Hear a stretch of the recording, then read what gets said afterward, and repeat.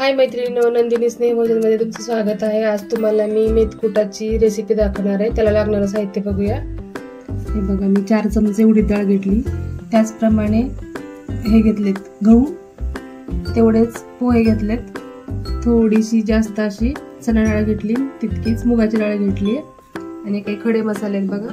हळकुंड घेतलेत 2, 4 मिरच्या घेतलेत, 1 चमचा धने, 1 चमचा जिरे, 1 चमचा मेथी घेतली आणि हे पावडर वाले मसाले, सुंठ आहे 1 चमचा, हिंग 1 चमचा आणि मीठ 2 चमचे घेतले। आता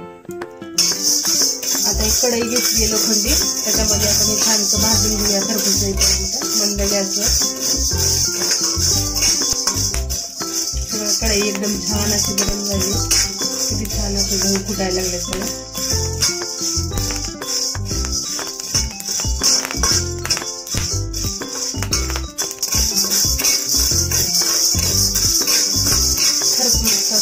डाळ भाजून घ्यायची,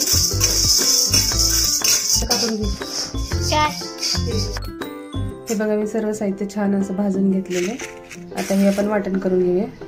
हे वाटण करताना आपण मीठ आणि हे सुंठ हे घेतलेले मिश्रण याच्यात टाकू आणि आता वाटण करूया।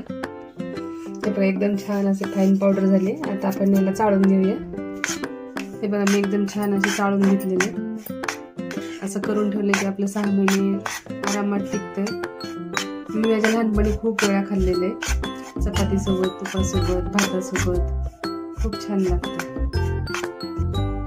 हे बघा असं गरम गरम छानसा भात, थोडंसं वरतून तूप आणि मेथकूट खाल्ले की मस्त लागतं। थोडंसं मेथकूट घ्यायचं, असं मिक्स करून मस्त खायचं। आवडलं तर लाईक करा, शेअर करा, सबस्क्राईब करा। धन्यवाद।